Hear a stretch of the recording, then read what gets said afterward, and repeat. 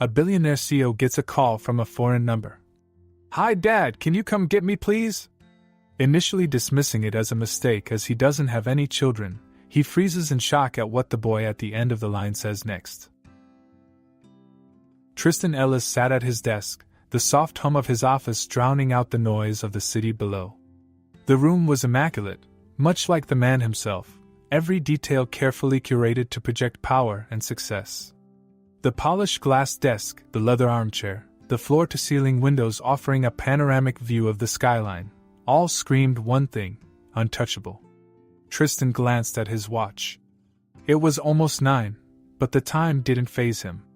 Work was his sanctuary, a refuge from the messy unpredictability of personal connections.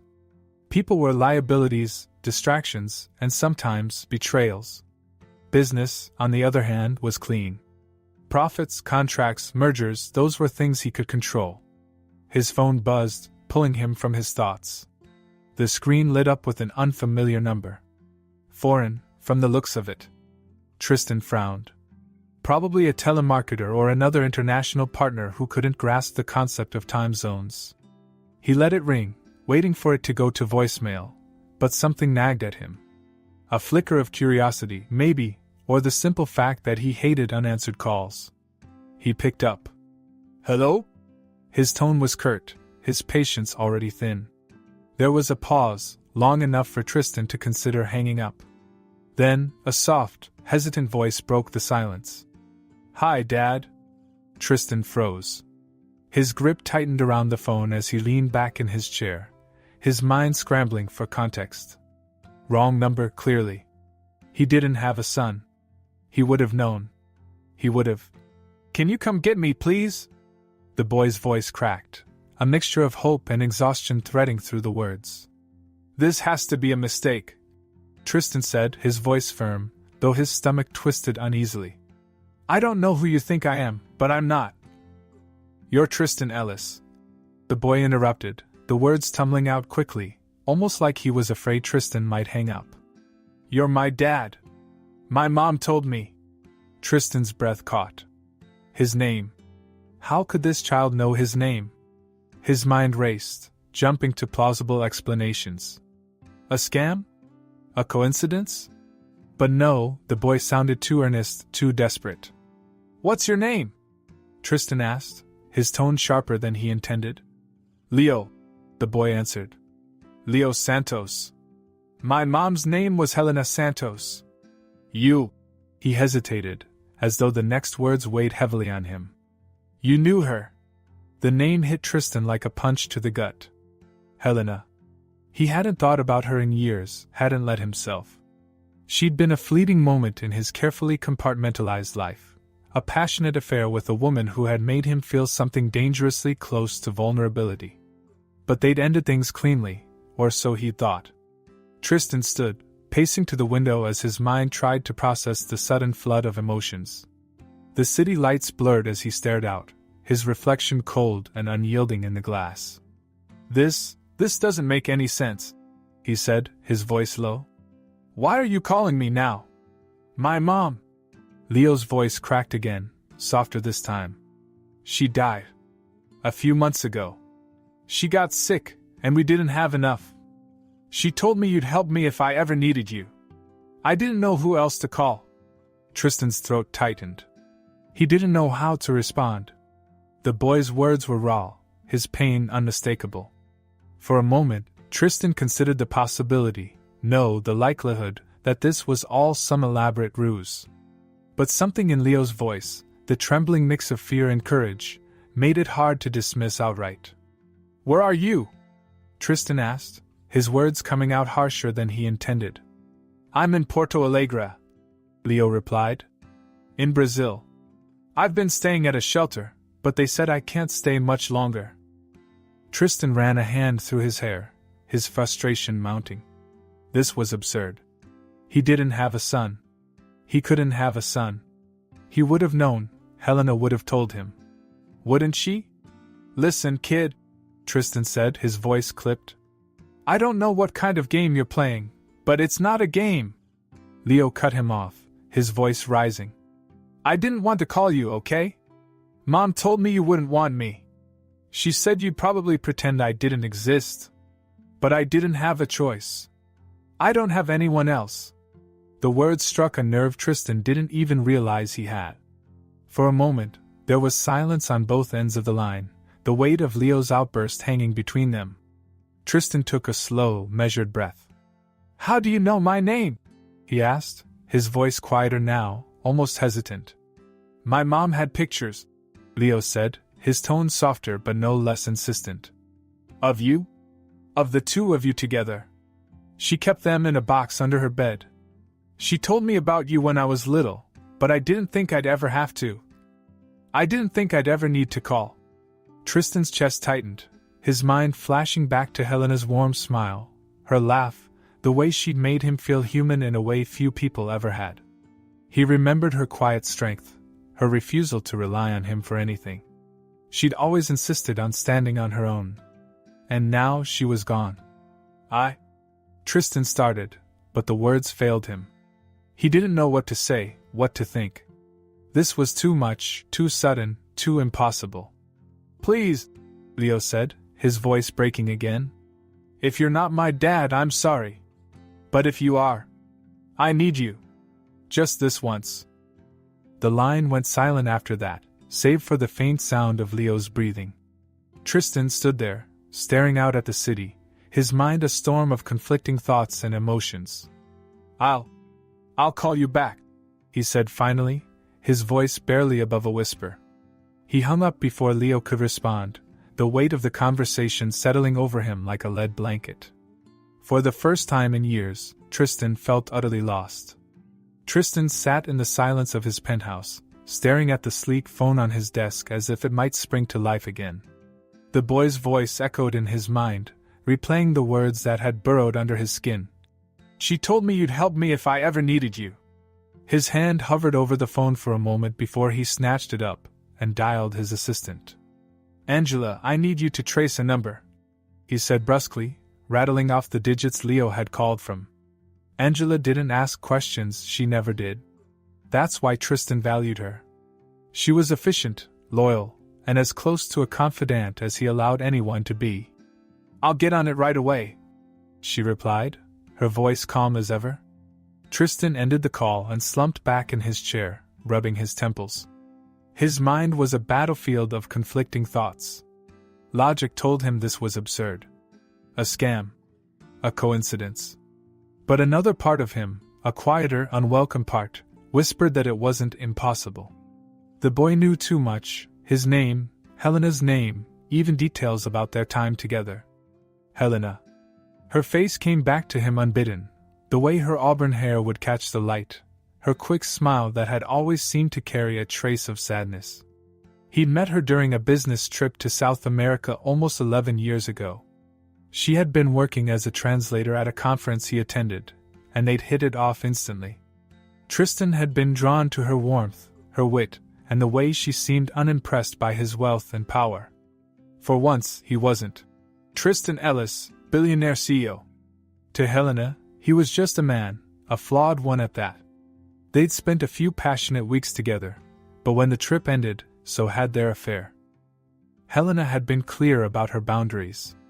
She didn't want to leave her life behind, and Tristan hadn't been ready to commit to anything resembling permanence. They had parted ways, each returning to their separate worlds. He had thought about her occasionally in the years since, but his busy life and relentless drive to expand his empire left little room for such reflections. And now, years later, a boy claiming to be his son was asking for help. The thought gnawed at him, even as he tried to push it away. Tristan was a man of logic, not sentiment. He dealt in facts, numbers, and outcomes, not wild stories spun by strangers. And yet, Helena had been the one woman he could never quite forget. His phone buzzed, jolting him back to the present. It was Angela. "The number is registered to a shelter in Porto Alegre," she said. "It's legitimate. I spoke with someone there. The boy's name is Leo Santos, and he's been staying there for a few months. They confirmed his mother passed away recently. Cancer, apparently." Tristan's stomach twisted. The confirmation felt like a hammer blow, shattering the thin barrier of disbelief he'd clung to. "Thank you," he said tersely, ending the call before Angela could ask any follow-up questions. For a long moment he sat there, staring out at the glittering skyline. Memories of Helena swirled in his mind, vivid and unwelcome. He remembered the way she had challenged him, called him out on his arrogance, and most of all, her insistence that their lives were incompatible. She had been right, of course. Tristan had been too consumed by his ambitions to imagine a life that didn't revolve around quarterly earnings and boardroom victories.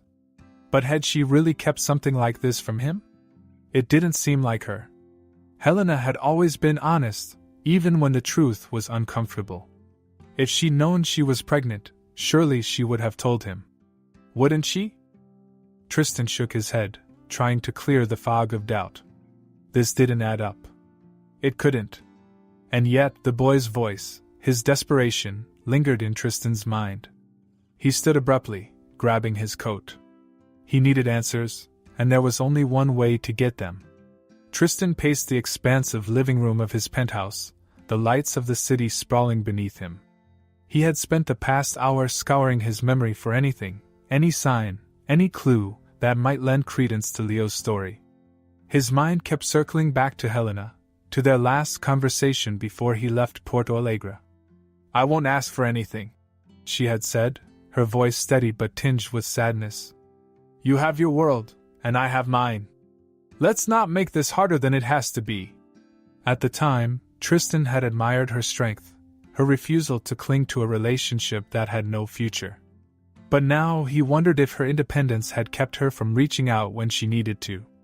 He poured himself a drink, the amber liquid swirling in the glass as he stared at it. Tristan Ellis, master of the universe, reduced to second-guessing his own memories. He let out a bitter laugh. This was absurd. But no matter how much he tried to rationalize it, the seed of doubt had taken root. 2 days later, Tristan sat in his office, reviewing a report from his private investigator. The details were sparse but damning. Helena Santos, deceased, age 38.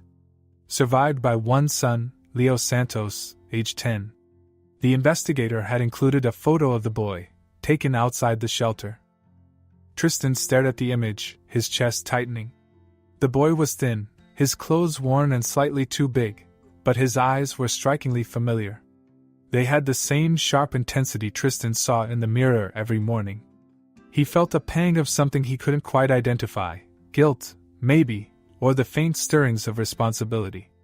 The boy in the photo wasn't just a name, or a voice on the other end of the line. He was real. Tristan leaned back in his chair, the weight of the report pressing down on him.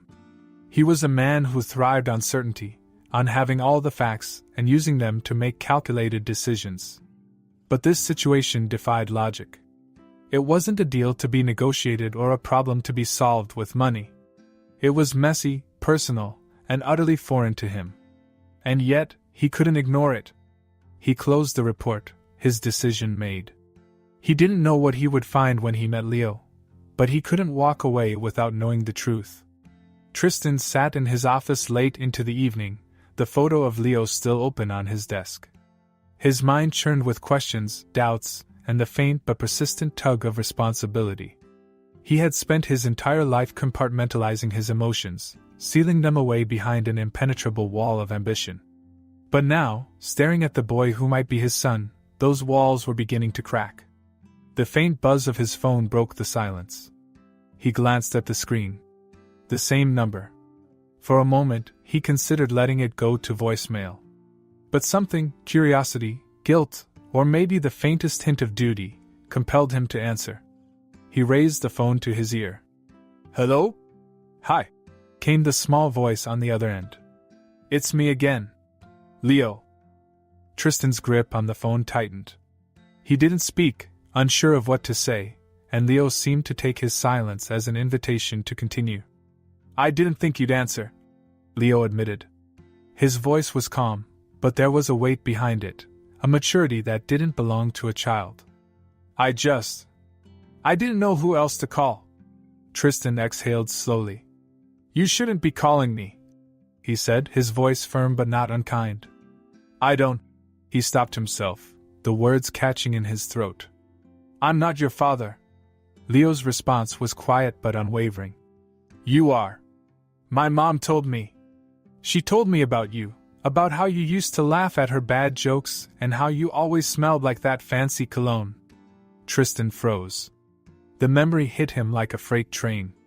Helena had teased him endlessly about his cologne, calling it unnecessary armor for a man who already intimidated everyone he met. She made it a joke between them, spritzing a little on herself and declaring she could now conquer the world. It was such a small detail, but it was one only she would have known. He swallowed hard, his voice faltering. Your mother, she told you that? Yeah, Leo said. She used to talk about you sometimes, mostly when I asked about my dad. She said you were smart and kind, but really busy. She said you had a big, important life and probably wouldn't have time for me. The words stung more than Tristan expected. That's not true, he said before he could stop himself. Leo hesitated. She didn't mean it in a bad way, he said quickly. She always said nice things about you. She never told me why you weren't around, but I think she didn't want me to feel bad. She was good like that. Tristan rubbed his temple, a dull ache forming behind his eyes. This was getting too personal, too real. Why are you calling me now, Leo? He asked, his voice softer than before. Why not anyone else? Because I don't have anyone else, Leo said simply. After Mom died, I tried to stay with some of her friends, but they couldn't keep me. I've been staying at this shelter, but they said I can't stay much longer. They don't have enough space. Tristan's throat tightened. How long have you been on your own? Since September, Leo replied. Mom got sick in the summer. By the time school started, she couldn't work anymore. We tried to make it work, but... He trailed off, his voice cracking. When she died, I didn't know what to do. She always told me to be brave, so I'm trying, but it's hard. Tristan leaned back in his chair, the weight of Leo's words pressing down on him. He could hear the exhaustion in the boy's voice, the quiet desperation he was trying so hard to hide. It wasn't the kind of desperation that came from manipulation or deceit. It was raw, unvarnished, and painfully real. What about the shelter? Tristan asked, though he already knew the answer. They're nice, Leo said. But it's not a home. It's loud, and there are so many people. Some nights, I have to sleep on the floor because all the beds are full. I thought maybe if you were my dad, you'd come get me. Or at least, help me. Tristan closed his eyes, the words cutting deeper than he expected. He had spent years building walls, carefully curating a life where nothing could touch him emotionally. But now, those walls felt paper-thin, crumbling under the weight of a 10-year-old boy's quiet plea. Leo, he began, his voice unsteady. I don't know if I'm your father. You are, Leo said firmly. I know you are. I can tell. Tristan didn't know how to respond. He had faced boardrooms full of adversaries, navigated cutthroat negotiations, and conquered challenges that would break lesser men. But this boy, had him completely out of his depth. What do you want from me? He asked finally, his tone softer than he intended. There was a pause on the other end, and for a moment, Tristan thought Leo might not answer. But then, in a voice so quiet he almost didn't hear it, the boy said, I just want to go home. The words hung in the air, heavy and unrelenting. Tristan felt something shift inside him, a crack in the armor he had spent years perfecting. He thought about Helena, about the strength it must have taken for her to raise Leo on her own, and about the courage it took for Leo to pick up the phone and call a man he had never met. Tristan took a deep breath, his decision made. Stay where you are, he said. I'll figure something out. You will? Leo's voice brightened, a flicker of hope breaking through the exhaustion. Yes, Tristan said, though the words felt foreign on his tongue. I'll call you soon. Just stay safe. Okay, Leo said softly. Thank you. The line went dead, and Tristan sat there, the phone still pressed to his ear. For the first time in years, he felt uncertain, vulnerable, and painfully human. But he also felt something else, something he hadn't felt in a long time. Purpose. Tristan sat in his study, the dim light casting long shadows across the room. His phone rested on the table beside an untouched glass of scotch. He had promised Leo he would figure something out, but even as the words left his mouth, he hadn't known what that would be. Now, the boy's voice lingered in his mind, full of quiet hope and desperation, an echo he couldn't silence. He wasn't ready to accept the idea that Leo was his son, not fully. But he also couldn't shake the nagging certainty that the boy's story was true. The details about Helena, the way he described her, the fragments of their brief time together, it all fit too well. Still, Tristan needed more than feelings. He needed facts. That's why he had called Michael Porter, a private investigator who specialized in digging up uncomfortable truths. Michael had taken the job without hesitation, and now, only 2 days later, Tristan's phone buzzed with a message: "We need to talk. Call me ASAP." Tristan hesitated before dialing. Part of him wanted to know the truth, but another part, a deeper, more cowardly part, wanted to keep the door closed. But Leo's face, thin and tired in the photo, flashed in his mind. He owed the boy at least this much. Michael answered on the first ring. "Tristan, I've got what you asked for." "Go on," Tristan said, his voice steadier than he felt. "Everything checks out," Michael said, his tone matter-of-fact. "The boy, Leo Santos, is 10 years old. His mother, Helena Santos, passed away 3 months ago. Cancer. She didn't have health insurance, and from what I gathered, she spent her last months trying to keep them afloat." Tristan leaned back, the weight of Michael's words settling over him. He had known Helena was independent, almost to a fault, but to think she'd gone through something so devastating without reaching out, it made his chest tighten. "Leo's been staying at a shelter since her death," Michael continued. "It's run by a local nonprofit, but it's overcrowded, and they can't offer much beyond basic necessities. Before that, they were evicted from their apartment, and it looks like they were living on the streets for a while." Tristan rubbed his temples, guilt gnawing at him. The idea of a child, possibly his child, enduring that kind of hardship was unbearable. "What about the father?" he asked, though the question felt hollow. "There's no mention of a father on any official documents," Michael said. "Helena never listed anyone on Leo's birth certificate. But I found a few personal effects she left behind. Among them were photos, one of you and her together, and a few of her with Leo. Looks like she kept them in a box with some letters." Tristan's throat tightened. "Letters?" "Yeah. I couldn't read them, they're in Portuguese, but I can have them translated if you want." Tristan didn't respond immediately. The mention of letters and photos felt too intimate, too raw. He cleared his throat. "That won't be necessary." Michael paused, then added, "For what it's worth, Tristan, I think the boy is telling the truth. Everything lines up." Tristan ended the call with a curt, "Thank you," and set the phone down. He stared out the window at the city skyline, his mind churning. Michael's report confirmed what he had already started to accept. Leo might very well be his son. And if that was true, then Helena had left him with a responsibility he couldn't ignore. For years, Tristan had avoided entanglements, prided himself on keeping his life streamlined and efficient. Family, relationships, they were risks he had chosen not to take. But now, fate had thrown him into a situation he couldn't escape. He couldn't leave Leo to fend for himself. Not after everything the boy had already endured. The thought of meeting Leo filled him with unease. What would he say? What could he possibly offer the boy that would make up for years of absence? And yet, he knew there was no other choice. He had to go. 2 days later, Tristan stepped off a plane in Porto Alegre. The city was a mix of vibrant energy and quiet weariness, its streets bustling with activity even as the sun began to set. Tristan had been here once before, years ago, but the memories were hazy, overshadowed now by the weight of his current mission. A driver met him at the airport, holding a sign with his name. Tristan nodded in acknowledgement and climbed into the car, his thoughts racing as they wound through the city. The driver didn't speak much, which suited Tristan fine. He wasn't in the mood for small talk.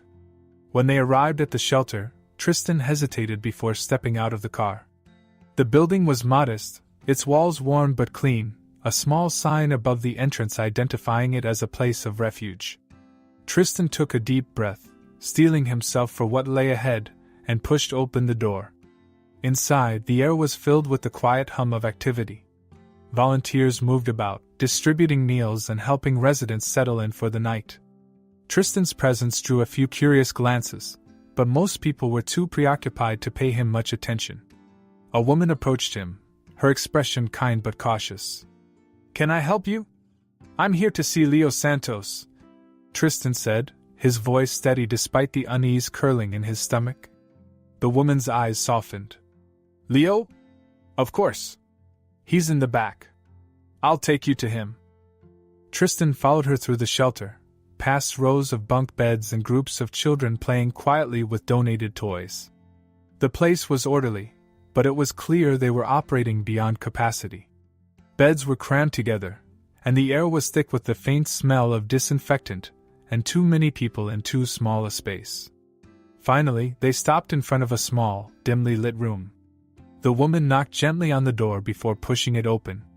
"Leo," she said softly, "you have a visitor." Tristan stepped inside, his heart pounding. Leo sat on the edge of a narrow bed, his knees pulled up to his chest. He looked smaller in person, his clothes hanging loosely on his thin frame. But his eyes, the same piercing eyes Tristan had seen in the photo, lifted to meet his. For a moment, neither of them spoke. Then Leo broke the silence, his voice quiet but unwavering. "You came." Tristan swallowed hard, his throat dry. "I said I would." Leo nodded, a flicker of relief crossing his face. He didn't smile, but there was a softness in his expression that made Tristan's chest ache.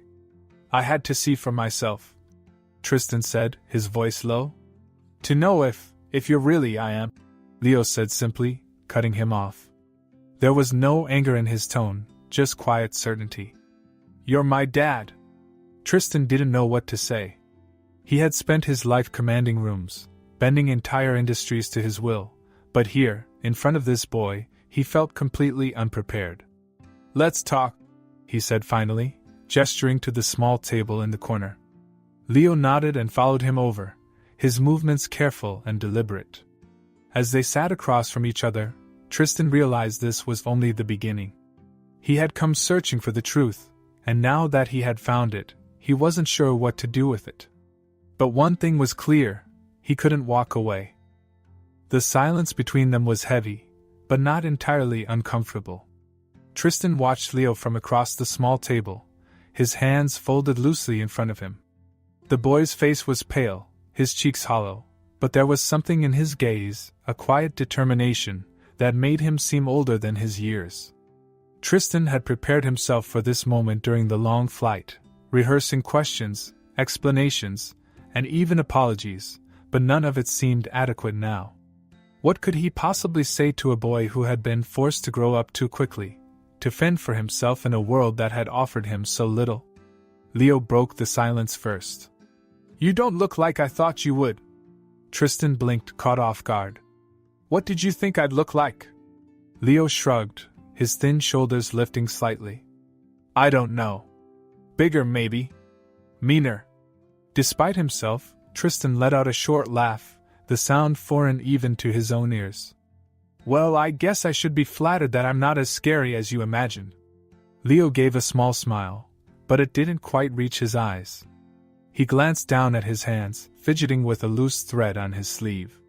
"You're really him, though, right? Tristan Ellis. The guy from Mom's stories." Tristan hesitated, the weight of the question pressing down on him. "I'm him," he admitted. "But I don't know if I'm the man your mom told you about."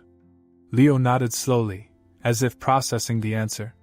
"She said you were busy all the time. That you worked a lot and didn't have room for other stuff." Tristan felt the words like a jab to the ribs. Helena had always been honest, and hearing her thoughts echoed in Leo's voice was harder than he expected. "She wasn't wrong," he said quietly. But that doesn't mean I don't care. Leo looked up, his eyes searching Tristan's face. Do you? Tristan opened his mouth, then closed it again. It was a simple question, but the answer felt complicated. He barely knew this boy, and yet, the idea of walking away was unbearable. I'm here, aren't I? He said finally. Leo didn't respond, but something in his expression softened. Later that evening, Tristan sat with the shelter's director, a kind woman named Marta who had been caring for Leo since Helena's death. She explained the process for arranging a DNA test, and Tristan nodded along, his mind elsewhere. It wasn't that he doubted the boy's story, every detail, every resemblance reinforced the truth he had been reluctant to accept, but he needed the confirmation. For Leo's sake, and for his own. The results usually take a few days, Marta said, sliding a paper across the desk for him to sign. In the meantime, you're welcome to spend time with Leo. He hasn't had many constants in his life lately, and I think seeing you might help. Tristan glanced at the paper, then at Marta. Do you think he's my son? He asked bluntly. Marta's gaze was steady. I don't think he would have reached out to you if he wasn't sure. Leo's a smart kid. Resilient. But he's been through more than most adults could handle. He needs someone to show him that he's not alone. The words stuck with Tristan as he returned to the small room where Leo was waiting. The boy was perched on the edge of the bed, flipping through a battered comic book. He looked up as Tristan entered, his expression guarded but curious. They're setting up the test, Tristan said, sitting down in the chair by the window. It'll take a few days. Leo nodded, his fingers still gripping the edge of the comic. Okay. Tristan studied him for a moment, unsure how to bridge the gap between them. What are you reading?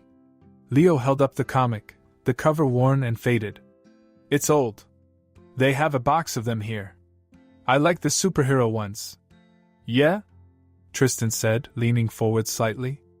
Who's your favorite? Leo hesitated, then said, Spider-Man. He's just a normal guy, but he still tries to help people, even when it's hard. Tristan smiled faintly. Good choice. He's not afraid to do the right thing, even when it costs him. Leo glanced at him, his expression unreadable. What about you? Do you like superheroes? Tristan leaned back, caught off guard by the question. I don't know. I guess I never really thought about it. Leo tilted his head. You don't think about stuff like that? Not usually, Tristan admitted. I've been busy. Leo nodded, his gaze dropping back to the comic. Yeah. Mom said you were busy. Tristan felt the sting of those words again, but this time, he didn't try to push it aside. I was, he said quietly. But I shouldn't have been too busy for her. Or for you. Leo didn't look up, but his grip on the comic tightened slightly. You didn't know about me. No, Tristan said.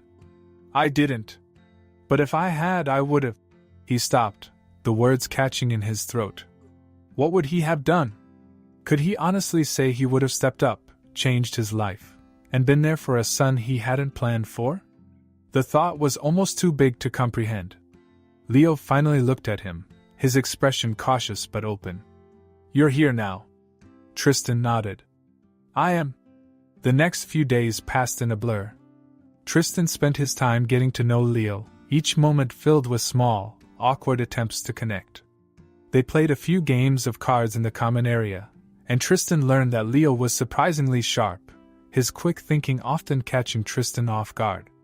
They shared meals, Leo carefully picking at his food while Tristan tried not to notice how thin he still looked. It wasn't easy. Leo was polite but guarded, his trust clearly hard-earned. Tristan, in turn, struggled to navigate the unfamiliar territory of fatherhood. He had spent his life mastering boardrooms and negotiations, but sitting across from a 10-year-old boy, trying to figure out how to make him smile, felt like the hardest challenge he'd ever faced. One evening, as they sat outside on a bench, Leo broke the silence. Do you think the test will say yes? Tristan glanced at him, startled by the question. I don't know, he said honestly. But it doesn't really matter, does it? Leo frowned. It doesn't? Tristan hesitated, then said, "Even if it says no, you still called me. That means something."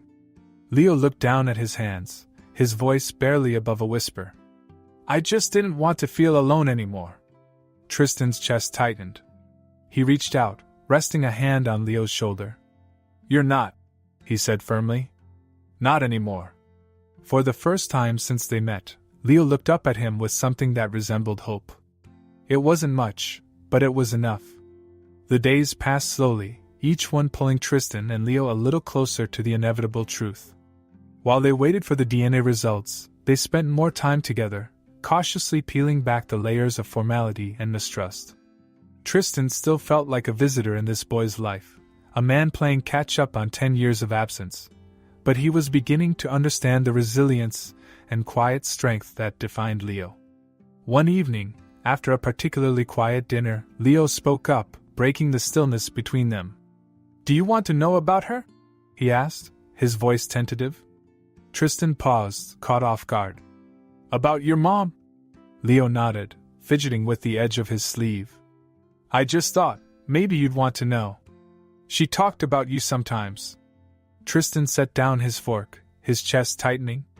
"I'd like that," he said, unsure if he was ready to hear what Leo might say but knowing he owed it to both of them to listen.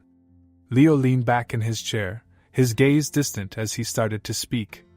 "She was the best. She always made things fun, even when we didn't have much. Like there was this one time our electricity got cut off, and she told me it was an adventure, like camping. We lit candles and told stories until I fell asleep." Tristan's throat tightened as he listened. He could picture Helena, her quiet determination and infectious humor, spinning hardship into something bearable for her son. "She worked all the time," Leo continued. "Sometimes 2 or 3 jobs at once. But she always made time for me. We'd watch old movies together, and she'd make popcorn in this little pot on the stove. She said it was better than the microwave kind." Leo's voice softened. "She never said anything bad about you. Even when I asked why you weren't around, she just said you were busy and that you didn't know about me." Tristan looked away, the weight of Leo's words pressing down on him. He hadn't been there for Helena or for Leo, and the guilt was a heavy, suffocating thing.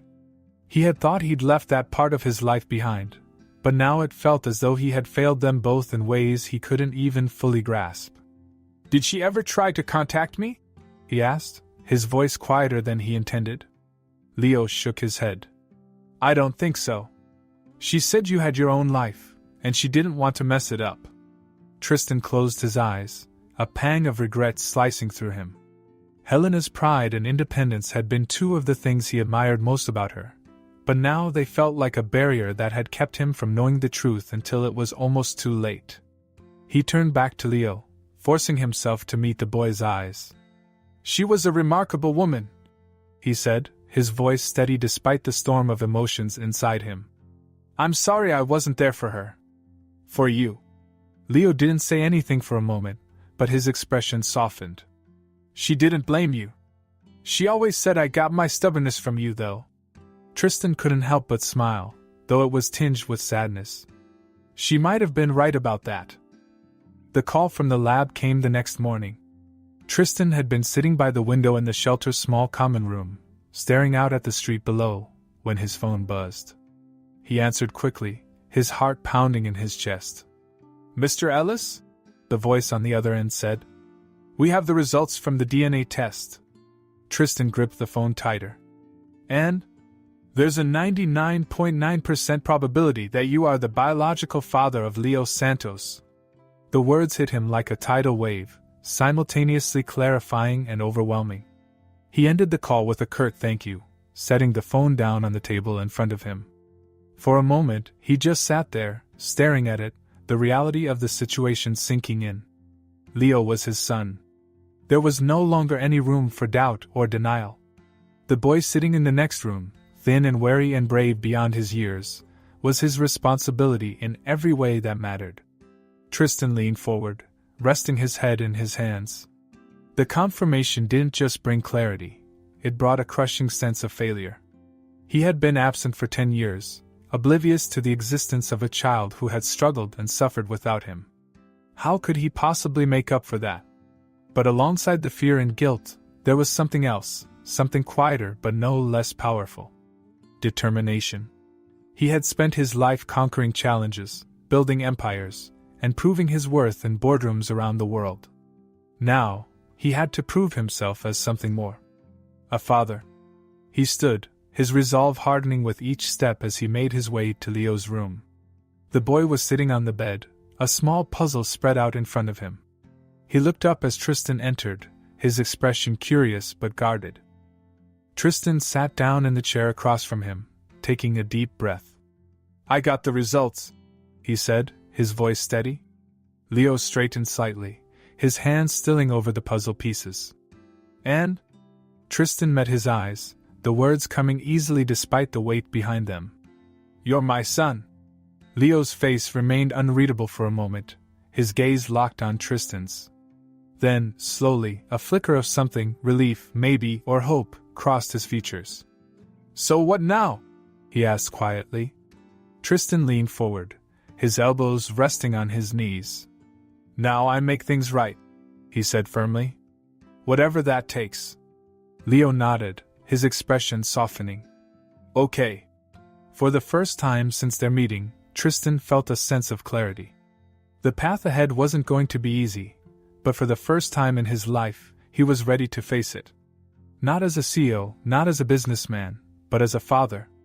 The city shimmered with an opulence that felt foreign to Leo as Tristan's car pulled up to the towering glass skyscraper where his father lived.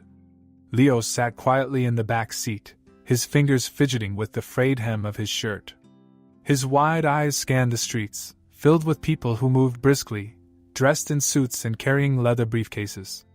The cars were sleek and shiny, a far cry from the crowded buses and scooters he was used to.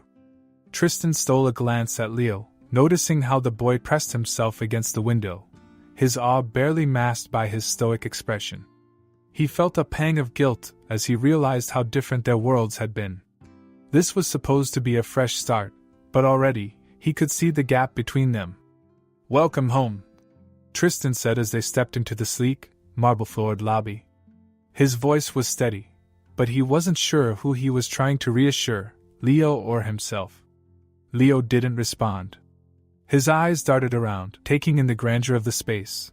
The chandeliers, the polished surfaces, the sharp click of heels against the floor. He followed Tristan silently into the elevator, the whoosh of the doors closing behind them making his chest tighten. When they stepped into Tristan's penthouse, Leo froze. The place was massive, with floor-to-ceiling windows offering a panoramic view of the city.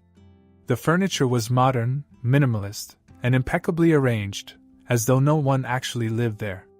It was cold and impersonal, much like Tristan had been when they first met. Leo walked hesitantly to the window, pressing his hand against the glass as he stared out at the city lights. Tristan watched him, unsure of what to say. He had envisioned this moment as a turning point, but instead, it felt like they were on opposite sides of an unbridgeable chasm. "Are you hungry?" Tristan asked, breaking the silence. Leo shook his head. "I'm fine." Tristan sighed. This was going to be harder than he thought. The next few days were a blur of adjustments for both of them. Tristan had arranged for Leo to have his own room, complete with a brand new bed, a desk, and shelves stocked with books and games. But the boy hardly spent any time there. He often lingered in the corner of the living room or sat by the window, gazing out at the world below. Tristan tried to ease him into this new life, but it quickly became clear that the transition wouldn't be smooth. Leo seemed out of place in the penthouse, his movements hesitant and unsure, as though he were afraid to touch anything. When Tristan suggested taking him shopping for clothes, Leo shrugged and said, "I don't need anything." Tristan had always prided himself on solving problems efficiently, but with Leo, nothing was simple. The boy wasn't a project to be managed or a deal to be closed. He was a child who had endured far too much, and Tristan realized he had no idea how to help him. One evening, as they sat on the couch in awkward silence, Tristan decided to try a different approach. "You know," he began, his tone lighter than usual, I've never been great at this parenting thing. Leo looked up at him, his brow furrowed. You've never tried before. The words hit Tristan like a slap, but he nodded. Fair point, he admitted. But I want to try now. And I know I'm going to mess up a lot. So, maybe you could help me out. Leo's lips twitched into the faintest hint of a smile.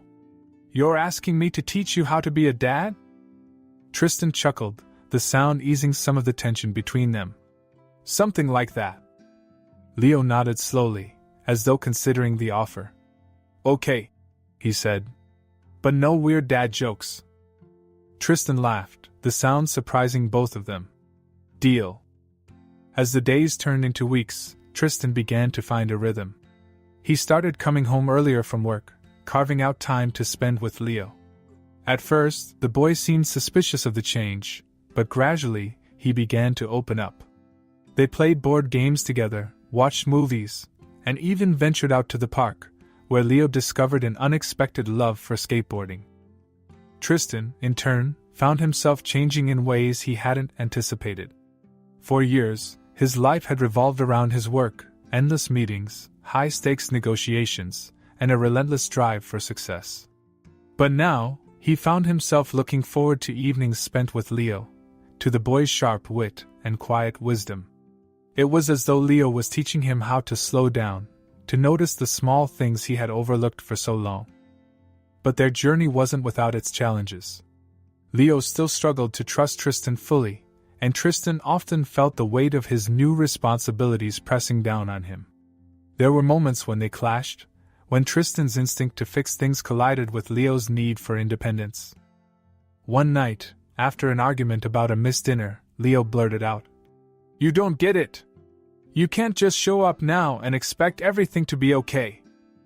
Tristan froze, the boy's words slicing through him. He took a deep breath, forcing himself to remain calm. "You're right," he said quietly. "I can't change the past. But I'm here now, and I'm not going anywhere." Leo's expression softened, but he didn't say anything. He simply nodded and retreated to his room. It wasn't much, but it was progress. One evening, as they sat on the couch watching a superhero movie, Leo turned to Tristan and asked, "Why did you come back? You didn't have to." Tristan looked at him, his heart aching at the vulnerability in the boy's eyes. "Because you called," he said simply. "And because you're my son." Leo studied him for a moment, then nodded. "I'm glad you did." Tristan smiled, a warmth spreading through him that he hadn't felt in years. For the first time, he began to believe that they could build something real, something worth holding onto. As the city lights twinkled outside the window, father and son sat together, their bond still fragile but growing stronger with each passing day. It wasn't perfect, and it wouldn't always be easy, but for the first time in a long time, Tristan felt like he was exactly where he needed to be.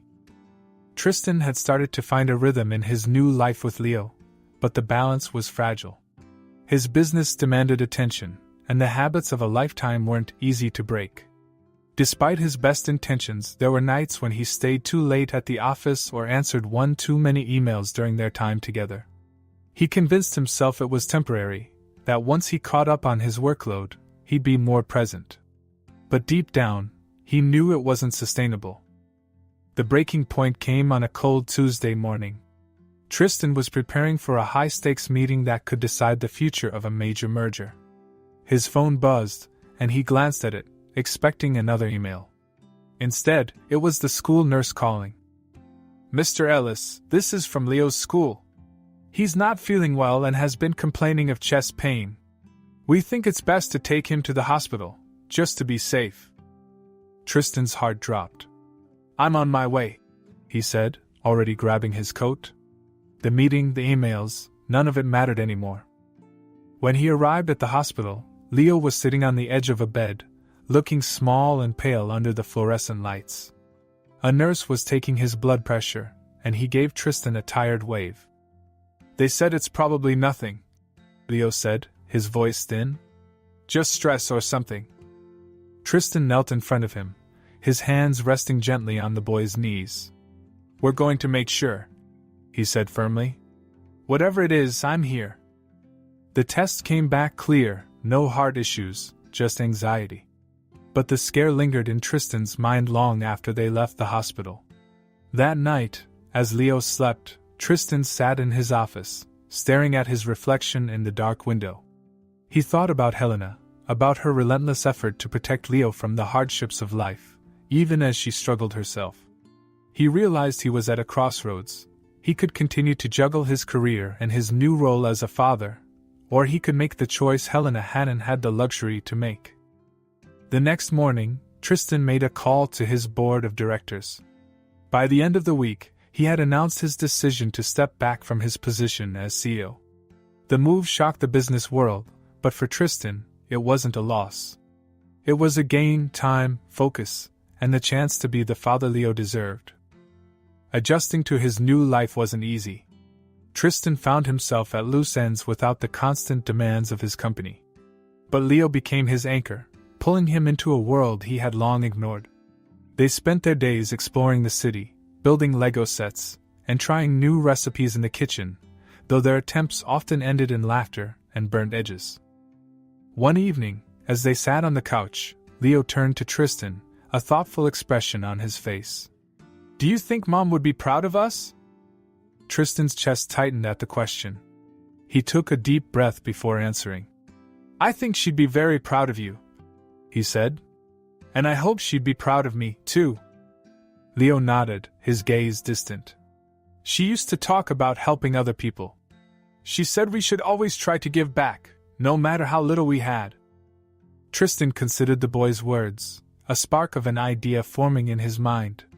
"What if we did something to honor her?" he asked. "Something to help kids like you, who need a safe place to grow up." Leo's eyes lit up. "Like a shelter? Or something bigger?" Tristan smiled. "Something bigger." Over the next few months, Tristan threw himself into the new project with a passion he hadn't felt in years. He and Leo worked together to create the Santos Foundation, named in honor of Helena. Its mission was simple but ambitious: to provide housing, education, and resources for homeless and at-risk children. Tristan's business acumen proved invaluable, and Leo's insight ensured the foundation stayed grounded in its purpose. The process wasn't without its challenges. There were moments when Tristan felt the weight of his inexperience in this new field, and times when Leo's memories of his struggles made him quiet and withdrawn. But they faced each hurdle together, their bond growing stronger with each shared victory and setback. One afternoon, as they stood outside the first shelter funded by the Santos Foundation, Tristan watched as Leo cut the ribbon, a bright smile on his face. The crowd applauded, but Tristan only had eyes for his son. In that moment, he felt an overwhelming sense of pride, not in the building or the foundation, but in the resilient, kind-hearted boy standing beside him. Later that evening, they sat together in the shelter's garden, watching the sun set over the city. Leo leaned against Tristan's side, his head resting on his father's shoulder. "Do you think Mom knows what we're doing?" Leo asked quietly. Tristan wrapped an arm around him, his gaze fixed on the horizon. "I think she does," he said. "And I think she's smiling." Leo didn't respond, but the small, contented sigh he let out spoke volumes. Life wasn't perfect, but for the first time, it felt right. Tristan had traded the high-stakes world of business for something far more meaningful, and in the process, he had found a version of himself he never knew existed. He wasn't just a father, he was a partner, a teammate, and a builder of something that would outlast them both. As for Leo, he had found his place in a world that had once felt so alien. He thrived in school, made friends, and even began to dream about his future, dreams that Tristan promised to support, no matter what they were. Together, they carried Helena's memory forward, not as a burden but as a source of inspiration. They weren't just surviving, they were building a life that honored the past while embracing the possibilities of the future. And in the quiet moments, when it was just the two of them, Tristan often found himself marveling at the journey that had brought them here. It hadn't been easy, and it hadn't always been pretty. But it had been worth it. Every single step. As Tristan and Leo embark on this new chapter together, their story reminds us of the transformative power of connection, resilience, and second chances. It's a journey that started with a phone call and grew into something far greater, a bond that transcends time, mistakes, and loss. Leo found not just a father, but a partner in honoring his mother's memory. And Tristan discovered that true success isn't measured by wealth or power, but by the relationships we nurture and the legacy we leave behind. Their story is a powerful reminder that it's never too late to take responsibility, to show up, and to create something meaningful out of life's unexpected moments. If this story inspired you, don't forget to give this video a thumbs up and share it with someone who might need a reminder of the power of second chances. And if you haven't already, hit that subscribe button for more stories like this, stories about redemption, resilience, and the incredible strength of the human spirit. Thank you for watching, and we'll see you in the next video.